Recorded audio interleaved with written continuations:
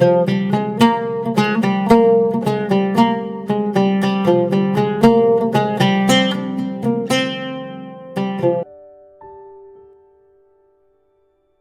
kita lihat ada beberapa perspektif yang mungkin perlu kita pertimbangkan.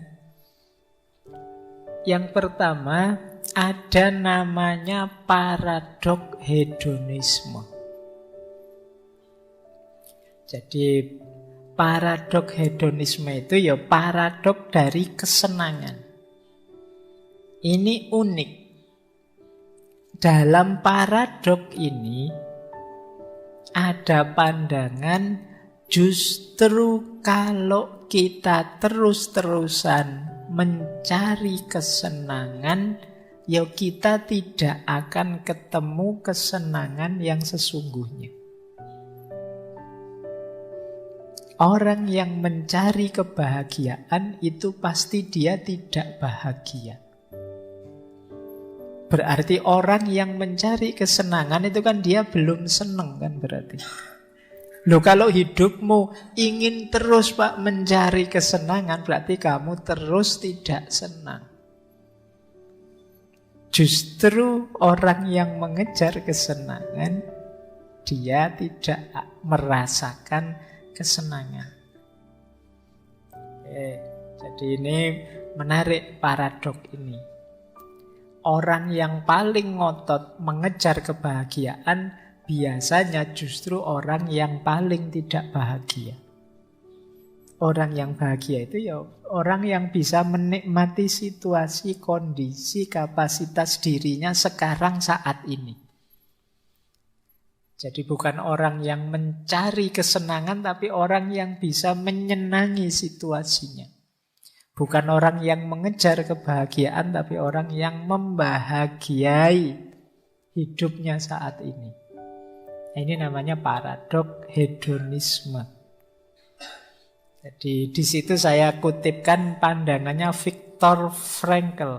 Kata Viktor Frankl, kebahagiaan itu adalah hasil samping atau efek samping yang tidak disengaja saat kita mengabdikan diri untuk orang lain, untuk tujuan yang lebih besar, atau saat kita menyerahkan diri pada orang lain atau sesuatu di luar diri kita. Nah, ini menarik. Ini sebenarnya tips dari Viktor Frankl. Kalau kita ingin senang, kalau kita ingin bahagia, justru jangan jadikan kesenangan atau kebahagiaan sebagai tujuan. Biarlah dia jadi efek samping saja dari kebenaran, kebaikan yang kita hidupkan. Jadi lakukan semua yang ideal, semua yang baik, semua yang indah yang kita tahu, yang kita mampu, efeknya pasti nanti menyenangkan dan membahagiakan. Jadi jangan dikejar justru kenikmatan dan kebahagiaan itu. Biarlah dia hadir sebagai efek samping dari segala kebaikan yang kita lakukan. Nah, kalau kita melakukan itu, kita tidak akan kena paradok hedonisme tadi. Jadi hidup ini memang mencari kesenangan, tapi kalau kita mendedikasikan hidup sepenuhnya untuk mencari kesenangan, justru kita tidak akan ketemu kesenangan itu. Karena kita ada dalam kondisi mencari terus. Tidak sempat menikmati hidup. Maka nikmati saja hidup kita, jalankan saja kebaikan, kebenaran yang kita tahu. Di antara efeknya pasti nanti kita ketemu kesenangan dan kebahagiaan. Nah, ini rumus namanya paradok hedonisme. Jadi kenikmatan jangan jadi tujuan utama, jadikan saja dia efek samping dari kebenaran dan kebaikan yang kita jalankan. Oke, ini rumus yang pertama. Perspektif berbeda tentang hidup yang hedon. Jadi Pak, saya itu sebenarnya tidak pingin seneng-seneng dengan HP terbaru, tapi Kok tiba-tiba saya itu kerja keras, jujur, dapat rezeki yang banyak sekali. Saya bingung uang banyak ini buat apa, ya sudah lah Pak, tak beliin HP terbaru. Nah itu kan beda. Dibandingkan kamu ngejar HP terbaru, ngejar mobil terbaru. Enggak. Ini efek samping saja. Oh kelihatannya tetangga-tetangga, anak istri dapat banyak manfaat. Kalau saya punya mobil baru, ya saya belilah mobil baru. Kebetulan uangnya ada. Sebenarnya tujuannya tidak ke situ. Nah ini menghindarkan dari paradok hedonisme. Oke, ini perspektif pertama. Perspektif kedua yang mungkin penting kita renungkan. Ini juga banyak dibahas orang belakangan, namanya hedonic treadmill. Hedonic treadmill ini penyakit yang lain. Kalau tadi kan orang yang mengejar kebahagiaan punya penyakit hedonic paradok. Orang mengejar kebahagiaan juga dia akan punya penyakit hedonic treadmill. Hedonic treadmill, hedonic itu kesenangan, treadmill itu ya treadmill, alat kita olahraga statis itu. Ini istilah dari satu artikel sebenarnya yang nulis Brickman and Campbell. Artikelnya judulnya Hedonic Relativism and Planning the Good Society. Jadi hedonic treadmill itu kalau kalian mengejar kebahagiaan terus, seringkali pada akhirnya justru kalian jatuhnya pada level awal ketika dulu kalian belum bahagia. Ini namanya kalian merasa seolah-olah sudah jalan jauh padahal masih di situ. Itu namanya treadmill itu kan begitu. Kalian jalan terus seolah-olah sudah sampai mana, tapi sebenarnya masih di situ.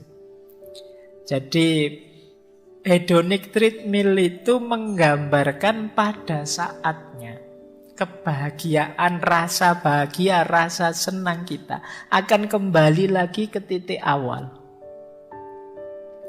Pada akhirnya apa? Terus kita jadi tidak ada habisnya ini mengejar kebahagiaan ini. Kapan sih saya bisa puas itu? Tidak ada. Kenapa? Situasinya selalu balik lagi seperti awal lagi. Kepuasan kita seolah-olah tidak ada ujungnya. Contohnya ini coba. Misalnya mungkin teman-teman ada yang kemarin lulus ranking 1, cum laude, menang undian, dapat jabatan, apapun itu. Seneng kan? Tapi kan tidak lama kan? Setelah itu balik lagi kayak sebelumnya. Biasa saja. Ngejar-ngejar bisa ujian skripsi, ujian tesis sampai mati-matian, tidak tidur sampai kamu sakit, sampai dimarahi pembimbingmu, jungkir balik nggak karu-karuan. Lulus senengnya setengah mati begitu lulus. Tapi setelah itu besoknya saja kok biasa lagi ya rasanya. Terus efeknya apa bedanya? Sekarang saya sudah gelarnya SH, SAG, SHUB. Terus bedanya apa ya? Balik lagi ke state awal. Dapat hadiah, senangnya luar biasa, alhamdulillah dapat undian aku, senang. Setelah itu kan biasa lagi, balik lagi ke state awal. Ini namanya hedonic treadmill. Atau saya contohkan lagi, kita pindah rumah, punya rumah baru, tempat baru, apartemen baru. Awalnya senang, tapi sebulan 2 bulan ya biasa. Ikut ngaji filsafat. Mungkin yang awal-awal ini excited, masih semangat, meleh duduk di depan, pokoknya semangat nih. Yang santri-santri lama, yang peserta ngaji lama itu sudah mangkate kelewes santai, lu duduk di belakang sambil ngerokok, wis biasa Pak Faiz gitu. Sudah bertahun-tahun ngikuti ngaji, ya wis kaya ngono-ngono wae. Sudah beda lagi. Awalnya excited, belakangan biasa. Ini contoh hedonic treadmill. Makan kan juga begitu. Seenak-enaknya makanan, ya yang paling enak kan gigitan pertama, piring pertama. Diulang piring kedua, piring ketiga sudah. Kalian malah mungkin bisa muntah.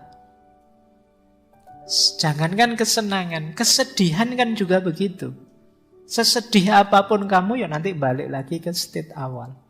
Semarah apapun kita, sekarang banyak yang ngamuk karena BBM naik. Ya kan? Alah tunggu 1-2 bulan lagi yang balik lagi ke kondisi awal. Viral rame heboh ya nanti balik lagi ke kondisi awal. Terus kita nyari lagi yang membahagiakan kita apa. Kita nyari terus. Jadi seolah-olah, loh terus akhirnya kapan Pak saya benar bahagia itu? Kok rasanya stuck saja, di tempat saja. Tidak ketemu-ketemu kebahagiaan itu.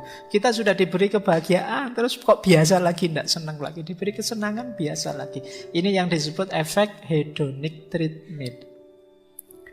Jadi kesenangan itu, selain ada paradok tentang tadi bahwa kalau kita ngejar kesenangan tidak ada akhirnya, justru kita tidak senang, ada paradok statis ini. Kita seperti hedonic treadmill. Segala macam emosi pada akhirnya balik netral lagi. Seolah-olah semua berawal di awal lagi. Kita sudah mencapai sesuatu, tapi terus jadi biasa dan kita punya keinginan lagi. Akhirnya berjuang lagi. Kesenangannya ada tadi.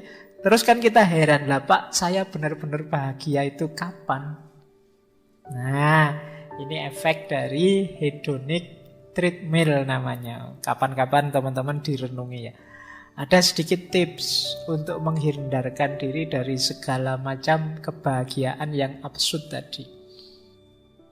Ya kalau tips dari agama sih jelas bahwa hidup ini jangan terlalu diambil hati. Kebahagiaan duniawi itu kan bukan kebahagiaan yang hakiki.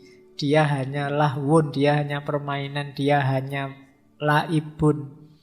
Dia hanya sesuatu yang melengahkan kita. Kemudian dia hanya zina. Zina itu hanya perhiasan. Kelihatannya indah tapi tidak hakiki. Dia hanya tafakhur. Tempat kita bangga-banggaan. Seolah-olah kita itu hebat. Seolah-olah kita itu luar biasa. Padahal mungkin tidak. Tempat kita takasur, berlomba-lomba, banyak-banyakan. Itu kan semuanya tidak ada yang hakiki. Itu kalau versi agama. Mungkin lain waktu kita bahas ya. Ada banyak rumus untuk hidup.